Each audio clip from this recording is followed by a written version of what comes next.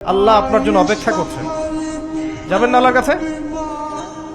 আল্লাহ পাক সবাইকে আল্লাহর কাছে ফিরে আসার তৌফিক দান করুন। এটাই হোক আমাদের কাছে আসার গল্প, এটাই হোক আমাদের কিসের গল্প? কাছে আসার গল্প। আমাদের জেনার গল্প দরকার নাই। ওদের কাছে জেনা হচ্ছে কাছে আসার গল্প, যার ব্যাপারে আল্লাহ বলেছেন লা তাকরাবু জিনা, ওর ধারের কাছেও যেও না, আর তারা ওইটাকে বলবে কাছে আসার গল্প। ইন্না লিল্লাহি ওয়া ইন্না ইলাইহি রাজিউন। আল্লাহ পাক আমাদের যুবক যুবতীদেরকে হেদায়েত দান করুন, পিতা মাতাদেরকে পরিবারে অনুশাসন বজায় রাখার তৌফিক দান করুন। আমাদের এই কাজগুলোর প্রতিফল কিন্তু আমাদেরকে ভোগ করতে হবে। আমাদের মেয়েদের, আমাদের ছেলেদের, তাদেরকে আমরা কিভাবে বড় করছি এটার হিসেব কিন্তু আমাদেরকে চুকিয়ে দিতেই হবে। পিতামাতাদেরকে বলবো সচেতন হয়ে যান। আল্লাহ পাক তৌফিক এনায়েত করুন, আমিন।